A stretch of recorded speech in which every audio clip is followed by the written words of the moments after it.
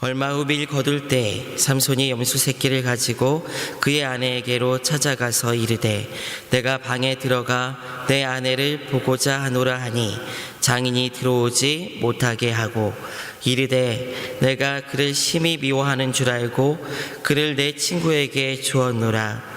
그의 동생이 그보다 더 아름답지 아니하냐. 정하노니 너는 그를 대신하여 동생을 아내로 맞이하라 하니 삼손이 그들에게 이르되 이번은 내가 블레셋 사람들을 해할지라도 그들에게 대하여 내게 허물이 없을 것이니라 하고 삼손이 가서 여우 300마리를 붙들어서 그 꼬리와 꼬리를 메고 회를 가지고 그 두 꼬리 사이에 한 회를 달고 회에 불을 붙이고 그것을 블레셋 사람들의 곡식밭으로 몰아들여서 곡식단과 아직 배지 아니한 곡식과 포도원과 감람나무들을 사른지라. 블레셋 사람들이 이르되 누가 이 일을 행하였느냐 하니 사람들이 대답하되 딥낫 사람의 사위 삼손이니 장인이 삼손의 아내를 빼앗아 그의 친구에게 준 까닭이라 하였더라. 블레셋 사람들이 올라가서 그 여인과 그의 아버지를 불사르니라. 삼손이 그들에게 이르되 너희가 이같이 행하였은즉 내가 너희에게 원수를 갚고야 말리라 하고 블레셋 사람들의 정강이와 넓적다리를 크게 쳐서 죽이고 내려가서 에담 바위 틈에 머물렀더라. 이에 블레셋 사람들이 올라와 유다의 진을 치고 레히에 가득한지라. 유다 사람들이 이르되 너희가 어찌하여 올라와서 우리를 치느냐. 그들이 대답하되 우리가 올라온 것은 삼손을 결박하여 그가 우리에게 행한 대로 그에게 행하려 함이로라 하는지라. 유다 사람 3,000명이 에담 바위 틈에 내려가서 삼손에게 이르되 너는 블레셋 사람이 우리를 다스리는 줄을 알지 못하느냐. 내가 어찌하여 우리에게 이같이 행하였느냐 하니 삼손이 그들에게 이르되 그들이 내게 행한 대로 나도 그들에게 행하였노라 하니라. 그들이 삼손에게 이르되 우리가 너를 결박하여 블레셋 사람의 손에 넘겨주려고 내려왔노라 하니 삼손이 그들에게 이르되 너희가 나를 치지 아니하겠다고 내게 맹세하라 하매 그들이 삼손에게 말하여 이르되 아니라 우리가 다만 너를 단단히 결박하여 그들의 손에 넘겨줄 뿐이요 우리가 결단코 너를 죽이지 아니하리라 하고 새 밧줄 둘을 결박하고 바위 틈에서 그를 끌어내니라. 삼손이 레이에 이름에 블레셋 사람들이 그에게 마주 나아가며 소리 지를 때에 여호와의 영이 삼손에게 갑자기 임하심에 그의 팔 위에 밧줄이 불탄 삼과 같이 그의 결박되었던 손에서 떨어진지라. 삼손이 나귀의 새 턱뼈를 보고 손을 내밀어 집어들고 그것으로 1,000명을 죽이고 이르되 나귀의 턱뼈로 한 더미 두 더미를 쌓았으며 나귀의 턱뼈로 내가 1,000명을 죽였도다 하니라. 그가 말을 마치고 턱뼈를 자기 손에서 내던지고 그곳을 라맛 레이라 이름하였더라. 삼손이 심히 목말라 여호와께 부르짖어 이르되 주께서 종의 손을 통하여 이 큰 구원을 베푸셨사오나 내가 이제 목말라 죽어서 할례 받지 못한 자들의 손에서 떨어지겠나이다 하니 하나님이 레이에서 한 우묵한 곳을 터뜨리시니 거기서 물이 솟아나오는지라. 삼손이 그것을 마시고 정신이 회복되어 소생하니 그러므로 그 샘 이름을 에낙고레라 불렀으며 그 샘이 오늘까지 레이에 있더라. 블레셋 사람의 때에 삼손이 이스라엘의 사사로 20년 동안 지냈더라. 아멘. 삼손이라는 인물은 성경에서 이 사사기에서 특히 중요한 자리를 차지하고 있습니다. 이스라엘의 사사로서 그의 무용과 관련된 이야기는 저도 유치부 때부터 교회 다니면서 수시로 들었던 이야기 같습니다. 당나귀 턱뼈로 1,000명을 죽인 이 사건은 또한 많은 사람들에게 성경을 알지 못하는 사람에게조차도 유명하게 남겨진 이야기들이지요. 그리고 이 드릴라와 관련된 이 이제 16장부터 나오는 이 드릴라와 관련된 이야기는 영화와 연극으로 제작될 정도로 많은 사람들에게도 인상 깊게 남은 사람이 바로 이 삼손이라는 사람입니다. 삼손은 그 출생부터 남달랐습니다. 아이가 없었던 마노아의 가정에 하나님께서 보내시면서 그 출생 때부터 나실인으로 하나님께 바쳐지고 구별되었던 사람이었죠. 이 구별되었기 때문이죠. 그가 굉장한 재능을 가지고 있다는 흔적을 우리는 말씀 곳곳에서 찾아볼 수가 있습니다. 15장 15절에 보게 되면은 이렇게 기록하고 있습니다. 삼손이 나귀의 새 턱뼈를 보고 손을 내밀어 집어들고 그것으로 1000명을 죽이고, 삼손에게 하나님의 영이 임하게 되자 그는 그를 결박한 밧줄을 힘으로만 순전히 그의 힘으로만 끊고, 또 옆에 있는 이 새 나귀 턱뼈를 가지고 1000명이나 되는 블레셋 사람들을 그 나귀 턱뼈로 쳐서 죽인 사람이 삼손입니다. 말이 1000명이죠, 여러분. 우리 교회 모이는 그 성도들보다 더 많은 숫자입니다. 한 사람이 그런 일들을 어떻게 행할 수 있겠습니까? 무슨 무협지를 보는 것도 아니고요. 현대식 무기는커녕 잘 드는 칼도 아닌 옆에서 발견한 그 나귀 턱뼈를 가지고 1000명을 쳐 죽인 이 사건은 굉장히 놀라운 사건입니다. 삼손에게는 이런 무력만 있었던 것은 아닙니다. 왜 무식하게 힘만 센다는 그런 표현이 있잖아요. 그런데 삼손은 무식하게 힘만 센 사람도 아니었습니다. 사사기 14장 14절에 보게 되면은 삼손이 수수께끼를 내는 장면이 있습니다. 삼손이 그들에게 이르되 먹는 자에게서 먹는 것이 나오고 강한 자에게서 단 것이 나왔느니라 하니라. 그들이 사흘이 되도록 수수께끼를 풀지 못하였더라. 삼손이 자신의 이제 아내인 블레셋 족속의 사람들에게 아내가 속한 이 블레셋 족속의 사람들에게 혼인잔치에서 수수께끼를 냅니다. 그런데 그 수수께끼가 이제 앞서 자기가 사자를 쳐서 죽이잖아요. 찢어서 죽이잖아요. 그런데 나중에 돌아가서 보니까 사자에서 꿀이 있는 거예요. 그걸 보고 이제 수수께끼를 낸 겁니다. 근데 이 수수께끼가 이제 우리는 이야기를 아니까 이제 쉬운 수수께끼죠. 그런데 이 수수께끼를 표현했을 당시에 그 당시의 문화권에 있는 사람들은 이 수수께끼가 굉장히 운율에도 잘 맞고, 그 다음에 히브리 문학적인 표현에 있어서도 멋들어진 표현인 거예요. 굉장히 멋지게 표현한 문장이 이 삼손이 냈던 먹는 자에게서 먹는 것이 나오고 강한 자에게서 단 것이 나왔느니라라는 이 수수께끼였던 것입니다. 운율을 맞추어서 낸 문학적 기교가 살아있는 수수께끼. 아무나 할 수 있는 것이 아니라는 거예요, 이것도요. 근데 이런 재능도 있었습니다. 말의 표현이라는 것이 이 사람의 마음을 움직이는 데 있어서 굉장히 중요하죠. 근데 사사로서 삼손이 가지고 있었던 이 언어적인 재능도 굉장히 탁월했음을 우리는 알 수가 있다는 것입니다. 삼손은 또 꾀라고 하지요. 이 지혜도 굉장히 풍성한 사람이었습니다.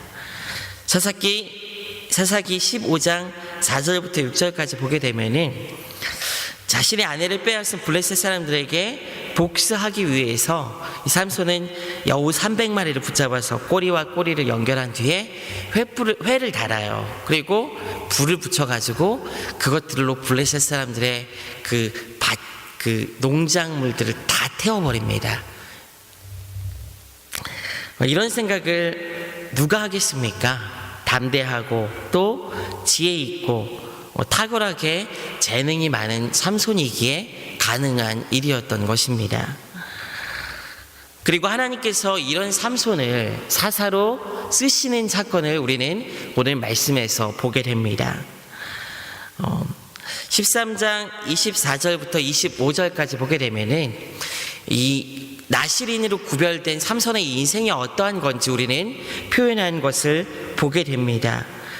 24절부터 25절까지 보게 되면 이렇게 기록하고 있죠. 그 여인이 아들을 낳음에 그의 이름을 삼손이라 하니라. 그 아이가 자라매 여호와께서 그에게 복을 주시더니 소라와 에스디올 사이 마하네단에서 여호와의 영이 그를 움직이기 시작하셨더라. 여호와의 영이 그에게 복을 주시고 여호와께서 그에게 복을 주시고 여호와의 영이 그를 움직이기 시작하였다라고 성경은 기록하고 있다는 거예요. 삼손이 출생한 후에 그의 삶이 바로 이런 삶이었습니다. 여호와께서 그에게 복을 주시고 그 영이 그를 움직이는 삶. 실제로 삼손은 그래서 성경에서도 사사들의 이야기를 기록한 사사기에서도 굉장히 많은 분량을 차지하고 있습니다. 많은 사람들에게 또 알려지게 되었고 삼손의 삶은 하나님께서 움직이는 삶이었다라고 우리는 이야기할 수가 있습니다. 그런데 우리가 한번 곰곰이 생각해 봐야 되는 것이 있습니다. 그렇다면 하나님께서 그의 삶을 움직이셔서 그의 삶에 여호와의 영이 임해서 쓰임 받았던 사람이라면은 그렇다면 하나님 앞에 그가 순종하는 삶을 살았느냐라는 것을 우리는 한번 생각해 봐야 된다는 거예요.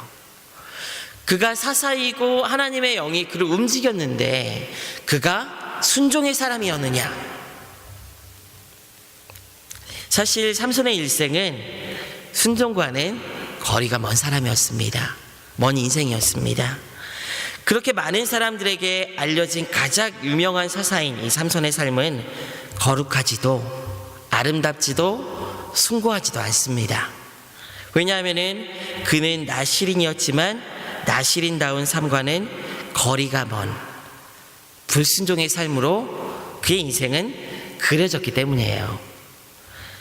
오히려 그의 삶을 어떻게 표현할 수 있냐면은 자기 욕망에 사로잡혀서 산 인생이었다라고 우리는 이야기할 수 있을 것입니다.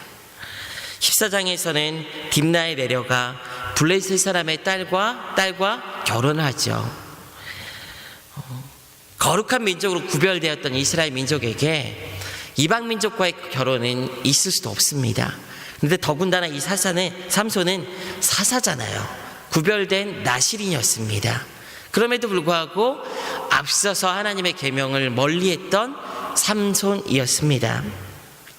또한 죽음을 만지지 말라는 나실인의 어떤 서약과 그런 계명들을 이 삼손은 어겼습니다. 14장에서도 사자를 죽이고 그 시체에서 난 꿀을 취해서 먹었던 삼손의 모습을 우리는 볼 수가 있죠. 죽음을 만져서 구별된 거룩함을 지키지 못했던 자였습니다. 아내와의 혼인잔치에서 수수께끼를 내죠. 그리고 그 수수께끼를 푸는가 못 푸는가 내기를 합니다. 그때 아내에게 그 수수께끼의 정답을 알려주었는데 이를 블레셋 사람들이 겁박을 해가지고 답을 알아낸 거예요. 그러자 삼손이 분노를 하게 되죠. 이 자기 분에 못 이겨서 죽이고 파괴하는 삼손의 모습을 우리는 성경에서 볼 수가 있습니다. 이뿐만이 아닙니다. 아내를 블레셋 사람에게 빼앗기게 되자 이제 여우 300마리에게 이제 오늘 회를 달아서 불을 붙이고 곡식밭으로 몰아들여서 블레셋 사람들의 곡식밭에 다 불을 질러버려요. 그런데 이런 행동 하나하나에 대해서 성경은 무엇이라고 기록하고 있냐면 삼손의 이런 행동 하나하나에 대해서 어떻게 표현하고 있냐면은 15장 7절 말씀에서 잘 표현하고 있습니다. 삼손의 행동에 대해서 우리 한번 같이 읽어볼까요? 시작. 삼손이 그들에게 이르되 너희가 이같이 행하였은즉 내가 너희에게 원수를 갚고야 말리라 하고. 삼손의 행동이 어떤 거예요? 그의 마음에는 의분이나 공의나 거룩함과 같은 하나님의 백성을 구해야 되겠다는 그런 마음은 찾아볼 수가 없는 인생이었습니다. 너희가 내게 이렇게 행했으니까 나도 너희에게 똑같이 복수할 거야 라는 그 마음이 바로 삼손의 마음이었던 거예요. 이후에 유다 사람들이 삼손을 잡으러 왔을 때 그는 동일한 말을 합니다. 15장 11절에서 보게 되면은 쭉 읽어보면 하반절에 그렇게 기록하고 있습니다. 삼손 유다 백성들이 네가 왜 이런 행동을 했느냐라고 물어보니까 삼손이 이렇게 대답하죠. 삼손이 그들에게 이르되 그들이 내가 행한 대로 나도 그들에게 행하였노라. 삼손의 인생이 이랬어요. 성숙하지도 못하고요, 어른답지도 못하고, 그 안에 신앙의 어떤 믿음에서 난 어떤 흔적들을 찾아볼 수 없는 행동이 바로 삼손의 행동이었던 것입니다. 그의 마음에는 하나님의 공의도 뜻을 이룬다는 숭고한 뜻 같은 것은 절대로, 하나님의 뜻을 이룬다는 그 숭고한 거룩한 뜻 같은 것은 찾아볼 수가 없었습니다. 자기 분에 못 이겨서 행동하고 자기 원하는 대로 취할 것을 취하고 죽이고 파기하는 욕망에 따라 산 사람이 바로 삼손이었습니다. 그런데도 놀라운 사실은, 이 삼손의 이야기를 통해서 우리가 확인할 수 있는 사실은, 그럼에도 불구하고 이 하나님께서 삼손을 쓰신다는 사실이에요. 당시 상황은 블레셋 사람들이 강성해서 이스라엘 백성들은 그 강성함에 눌려서 억눌려 있는 상황입니다. 15장 11절에서 보게 되면 유다 백성들은 이렇게 표현합니다. 15장 11절에서 보게 되면은 삼손에게 와서 이렇게 이야기해요. 중반절부터 보게 되면은 삼손에게 이르되 너는 블레셋 사람이 우리를 다스리는 줄을 알지 못하느냐라고 이야기하고 있죠. 당시 상황이에요. 이게 이스라엘 백성들의 상황이에요. 삼손이 블레셋 사람들에게 큰 피해를 입히자 블레셋 사람들이 삼손을 잡기 위해서 유다에 진을 치고 긴장이 조성되자 유다 사람들이 삼손을 잡으러 왔습니다.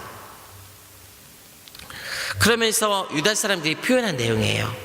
그들이 우리를 다스리고 있는 것을 너는 알지 못하느냐. 그런데 왜 눈총을 사가지고 우리를 괴롭게 하느냐, 왜 이런 행동을 해서 우리를 괴롭게 하느냐라고 표현하고 있는 거예요. 당시 이스라엘 백성들의 영적 분위기가 이랬습니다.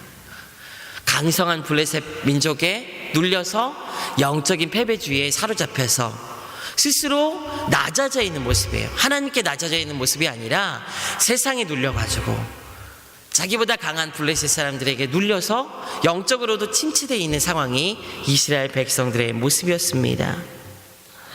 이런 상황에서 유다 사람들의 결정은 정말 더 가관이 아닙니다. 그래도 삼손이 명색이 사사잖아요, 이스라엘 백성들의. 그런데 이 사사 삼손을 그들의 손으로 잡아서 블레셋 사람들에게 넘겨주는 거예요. 당장 자신들을 억압하고 누르고 괴롭게 하는 블레셋 사람들을 대적해서 싸우려고 생각도 못하고 그 상황들을 타개하기 위해서 사사 삼손을 잡아서 스스로 넘겨주는 거예요. 넘겨주는 거.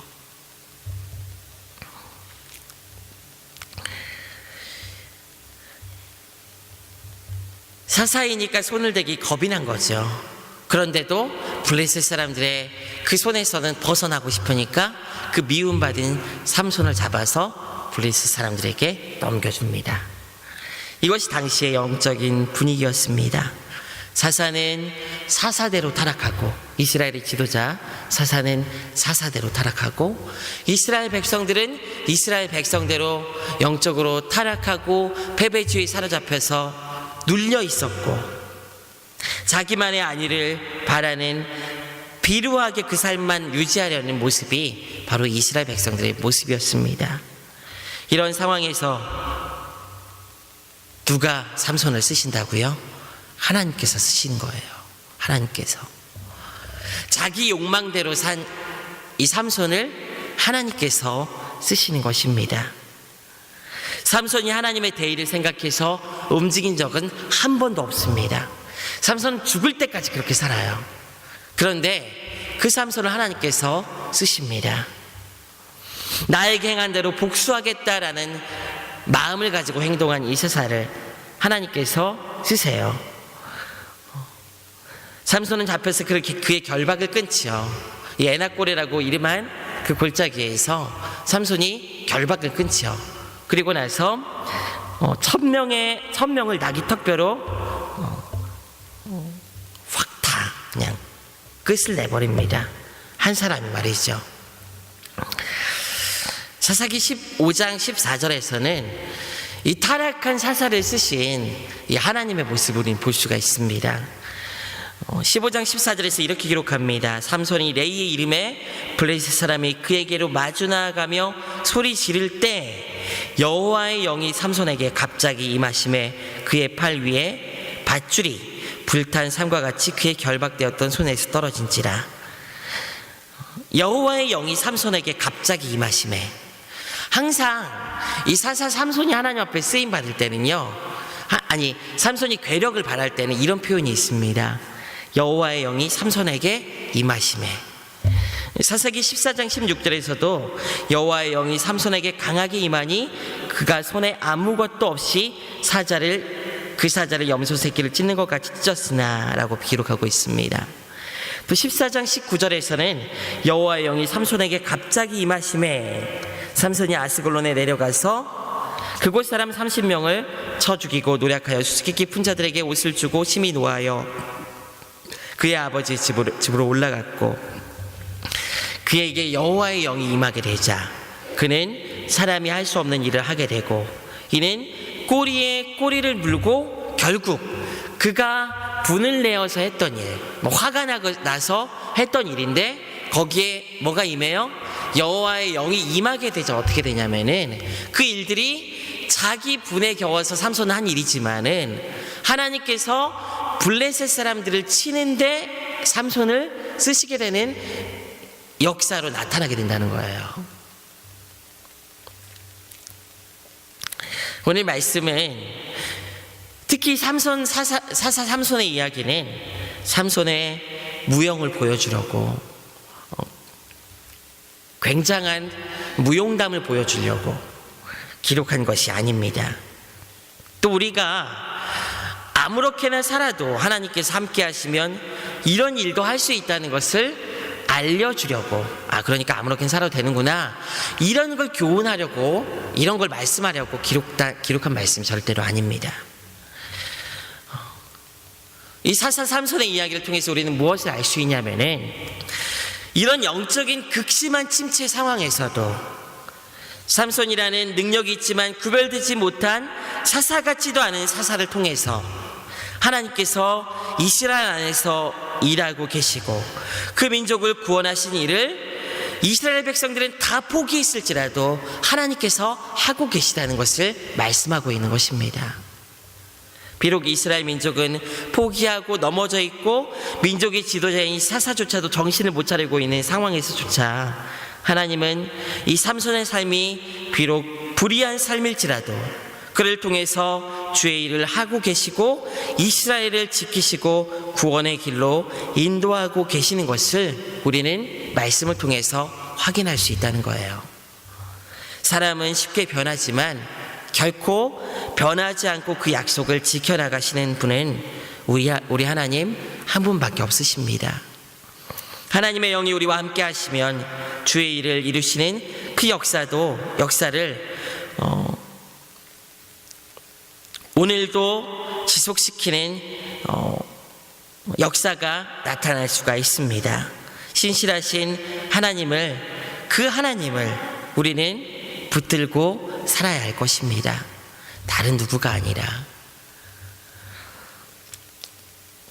이 하나님의 역사를 대표적으로 보여주는 사건이 이 에나골의 사건입니다.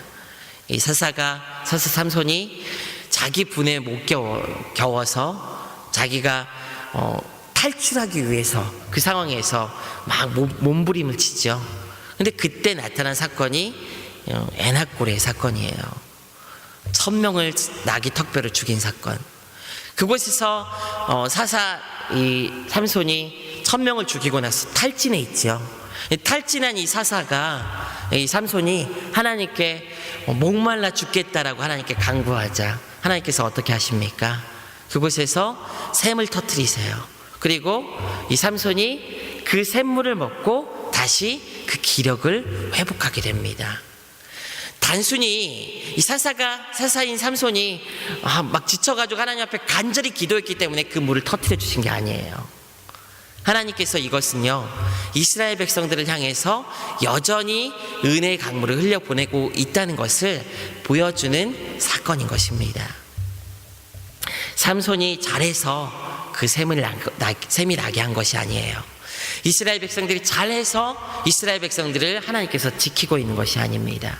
오직 하나님께서는 자기 안에 있는 신실함과 미쁘심과 또 자기 안에 있는 언약에 매여서 이스라엘 백성들을 지키시고 이끌어 가시며 구원하시는 하나님이시라는 것을 여러분 기억하시길 바랍니다. 우리 안에 여러분 소망이 없습니다.